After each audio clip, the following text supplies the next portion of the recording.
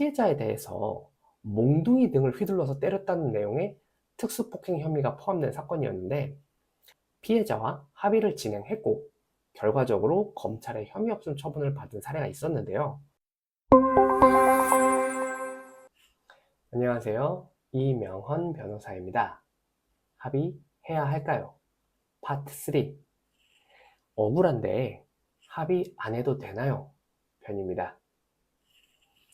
나는 혐의를 부인하는데, 즉 사실관계를 인정하지 않는 부분이 있거나 혹은 내 행동이 죄가 되지 않는다고 생각을 하고, 따라서 혐의 없음 처분 혹은 무죄 판결을 받고 싶은데, 이런 경우에는 합의할 필요는 전혀 없는 걸까요? 이것도 경우에 따라서 차이가 있습니다.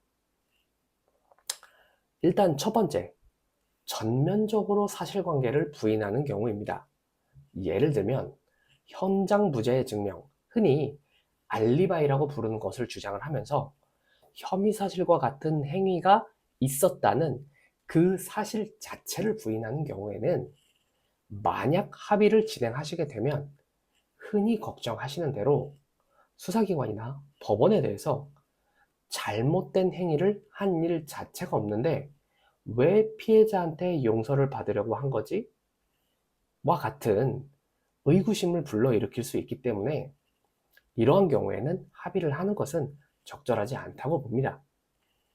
물론 제가 합의해야 하나요? 파트 1에서 설명을 드렸던 공소권 배제를 노릴 수 있는 유형의 혐의 사실들은, 즉 본인의 죄가 명예훼손죄 아니면 모욕죄와 같은 반의사불벌죄나 친고죄에 해당하는 그런 사항인 경우에는 경우에 따라서 합의를 고려사항으로 두시는 것도 가능은 할 겁니다.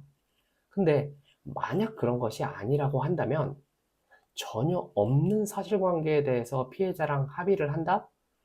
매우 부자연스러울 수 있습니다.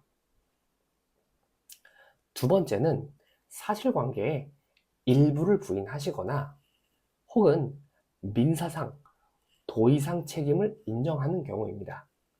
즉, 잘못된 행동을 아예 한 적이 없다고 주장하는 것이 아니고, 잘못된 행동을 하긴 했는데 혐의 사실만큼은 아니라거나 혹은 형사상 책임을 질 만한 건 아니라고 생각을 해도 민사상 혹은 도의상 책임을 질 수도 있는 그런 경우에 해당할 때입니다. 예를 들면 때린 것은 맞는데 흉기로 때린 것은 아니다. 즉 폭행에는 해당할 수 있어도 특수폭행은 아니다. 이런 주장을 한다든지, 내가 한 신체 접촉이 불쾌할 수는 있는데 형사상 추행죄로 처벌받을 만큼은 아니다. 이런 식의 주장을 하는 경우입니다.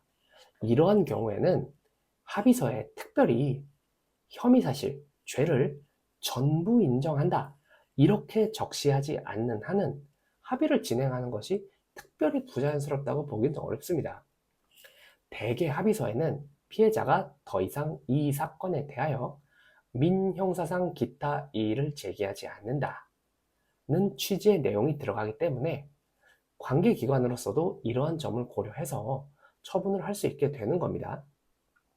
실제로 제가 최근에 수행했던 사건 중에서는 피해자와 합의를 진행했고 결과적으로 검찰의 혐의 없음 처분을 받은 사례가 있었는데요.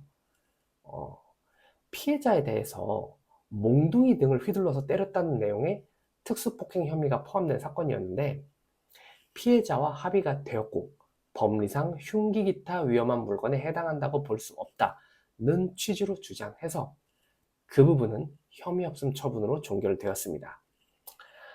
자, 지금까지 합의를 해야 하는지에 관해서 세 가지로 경우의 수를 나누어서 설명을 드렸는데요.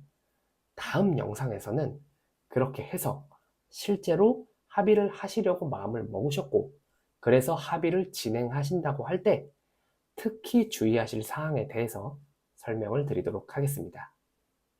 감사합니다.